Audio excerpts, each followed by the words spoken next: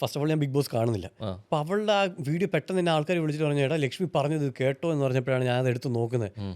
നോക്കിയപ്പോൾ ഫസ്റ്റ് എനിക്കത് അറ്റവും മൂലം എനിക്ക് മനസ്സിലാവണില്ല എന്തോ സാധനം എന്നുള്ളത്. അപ്പോൾ ആ എപ്പിസോഡ് കണ്ടാൽ എല്ലാവർക്കും മനസ്സിലായി. അവിടെ വേറെന്തോ അതിന് മുമ്പ് നടന്നിട്ടാണ് ബാക്കി ഇതൊക്കെ വരുന്നത്. അപ്പോൾ എന്തോന്ന് മനസ്സിലാവുന്നില്ല. പിന്നെ ഇവൾ പറഞ്ഞത് എന്തുദ്ദേശിച്ചാണ് ഇത് പറയുന്നത്? അക്ബറിനോട് എന്തോ പറയുന്നുണ്ട്. അക്ബർ ഒന്നും മിണ്ടുന്നില്ല.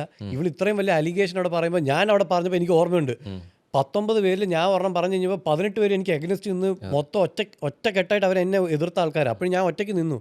ഇവരാരും ഒന്നും മിണ്ടുന്നില്ല. എനിക്കൊന്നും മനസ്സിലാവുന്നില്ല. സാധാരണ ഇങ്ങനെ ഇപ്പോൾ ആദില, നൂറ എന്ന് പറഞ്ഞാൽ അവർ one of the strong contestants തന്നെയാണ് അതിനകത്ത്. അവർ നല്ല പറയേണ്ടത് അവർ പറയുന്നുമുണ്ട്.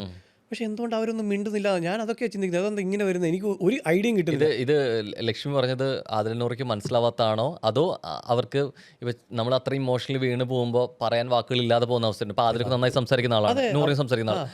അപ്പോൾ അബിക്ക് എന്താ തോന്നുന്നത്? ഇത് അവർക്ക് ആ പറഞ്ഞതിൻ്റെ എന്താണെന്നുള്ളത് മനസ്സിലാവാഞ്ഞിട്ടാണോ അത് വാക്കുകളില്ലാതെ എനിക്ക് ഒരു ഐഡിയ ഇല്ല അതെന്തോ സാധനം. അവരൊന്നും മിണ്ടുന്നില്ല. ഇവള് പറഞ്ഞിട്ട് പോകുന്നു.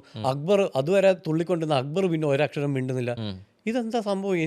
എനിക്ക് ഒരു ഐഡിയ കിട്ടുന്നില്ല. നമുക്ക് ബിഗ് ബോസ് ആയതുകൊണ്ട് എനിക്കറിയാം ഇതിനകത്ത് എന്തൊക്കെ എഡിറ്റോ എന്തെങ്കിലും പോയിട്ടുണ്ടോ ഇല്ലയോ എനിക്ക് ഒരു ഇത് എനിക്കറിയില്ല. പക്ഷേ അവൾ പറഞ്ഞത് ഇപ്പം നമ്മൾ കണ്ടത് വെച്ചാണെങ്കിൽ അവൾ ജോലിയുടെ കാര്യമൊക്കെ പറയുന്നുണ്ട്.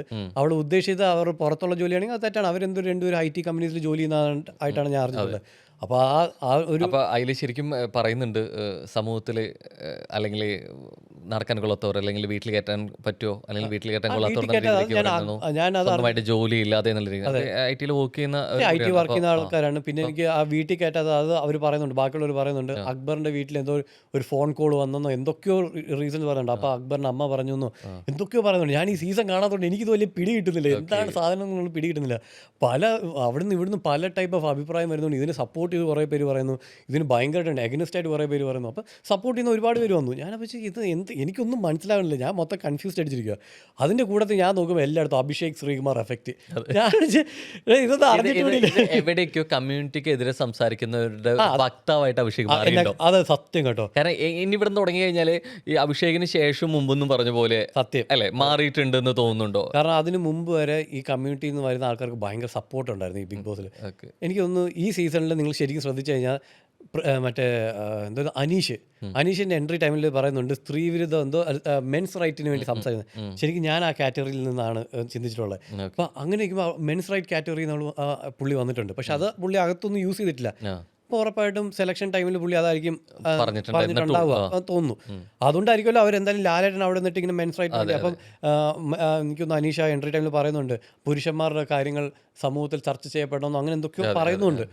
അപ്പോൾ അങ്ങനത്തെ കാറ്റഗറി ഇനി തൊട്ട് വരുന്നുണ്ടെന്നുള്ളതാണ് അതിൻ്റെ ശരിക്കുള്ള സത്യം. പക്ഷേ പുള്ളി അത് യൂസ് ചെയ്തില്ല.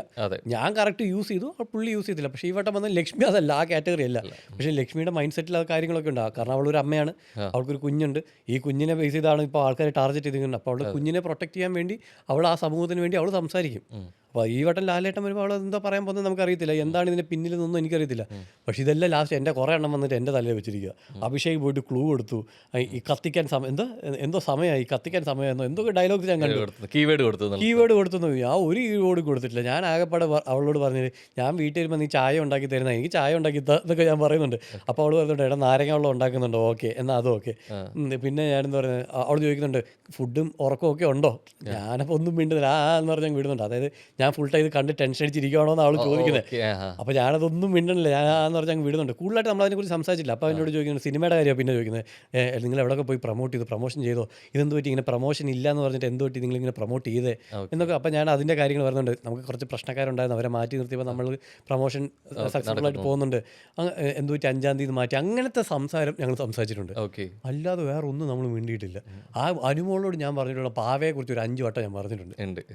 അപ്പോൾ അവിടെ പ്ലാച്ചി ഞാൻ പോകുമ്പോൾ കൊണ്ടുവന്നുണ്ട്, എവിക്റ്റ് ചെയ്തുകൊണ്ട് പോകുക അതൊക്കെ അങ്ങനെയൊക്കെ പറഞ്ഞ് ഞാൻ കളിയാക്കിയിട്ടുണ്ട്. അല്ലാതെ ഒന്നുമില്ല. ലാസ്റ്റ് ചെയ്ത് നോക്കുമ്പോൾ എൻ്റെ തലയിലാണ് വന്നിരിക്കുന്നത്. പിന്നെ ഇപ്പോൾ ഞാൻ പറഞ്ഞില്ല, ഇനിയിപ്പോൾ അടുത്ത വർഷം വരുമ്പോഴും എന്നെ വെച്ച് തന്നെ കമ്പയർ ചെയ്തു. ഇത് ഇനിയിപ്പോൾ ആരും ഇതിന് അഗെയിൻസ്റ്റ് ആയി സംസാരിക്കുമ്പോഴാണെങ്കിൽ പോലും അതിന് തന്നെ കുറെ കമ്പാരിസൺ വീഡിയോസ് ഒക്കെ വന്നു തുടങ്ങിയിട്ടുണ്ട്. സീസൺ 6 ഓക്കെ, പക്ഷേ സീസൺ 6 എന്ന് പറഞ്ഞിട്ട് അവിടെ കുറെ വീഡിയോ വന്ന് അതെന്താ വെച്ചാൽ ഞാൻ വന്നു കഴിഞ്ഞ് കാണാൻ തുടങ്ങിയ ഒരുപാട് പേരുണ്ട്. അതെനിക്ക് അറിയാവുന്ന കുറേ ആൾക്കാരുണ്ട്.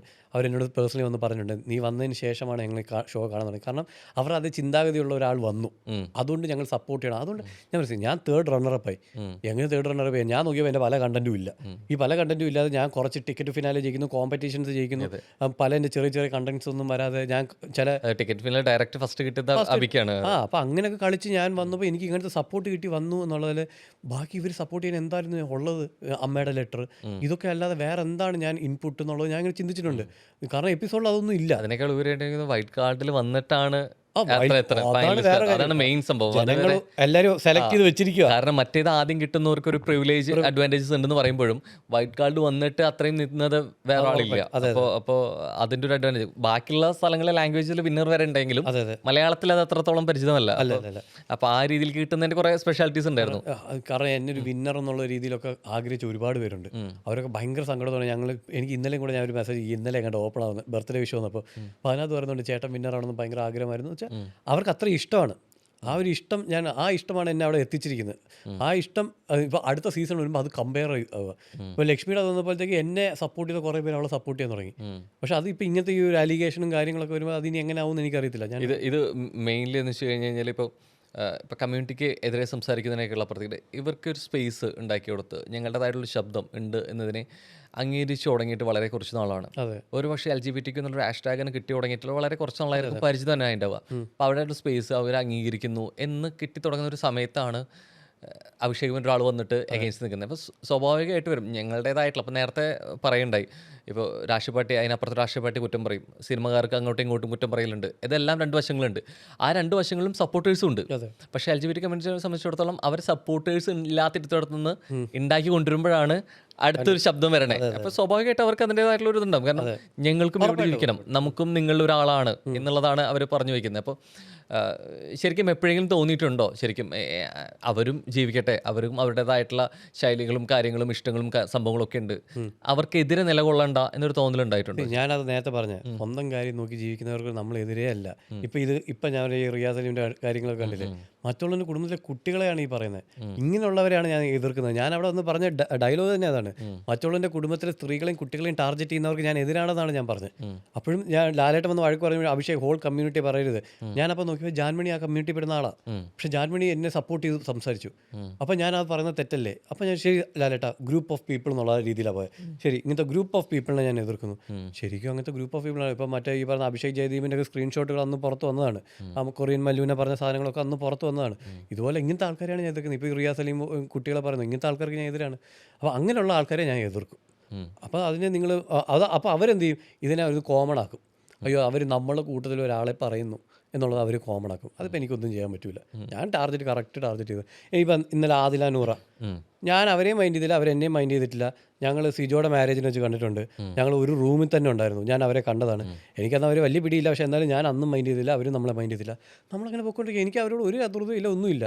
അപ്പം പുള്ളിക്കാരി ഒരു ബിഗ് ബോസിനകത്ത് പറഞ്ഞത് അനീഷിനോട് ഞങ്ങൾ വിചാരിച്ചു ചേട്ടൻ ഹോമോഫോബിക്കാന്ന്. അപ്പോൾ അത് വെച്ച് പിള്ളേരൊക്കെ വീഡിയോ ഉണ്ടാക്കി. അത് ഭയങ്കര വൈറലായിരുന്നു ആ വീഡിയോ. അപ്പോൾ അങ്ങനെ അപ്പോൾ അതൊക്കെ കാണുമ്പോൾ നല്ല രസമുണ്ട്. ഓക്കെ, ഞാൻ കഴിഞ്ഞ വട്ടം ചെയ്തൊരു ഇമ്പാക്ട് എന്നുള്ള രീതിയിൽ.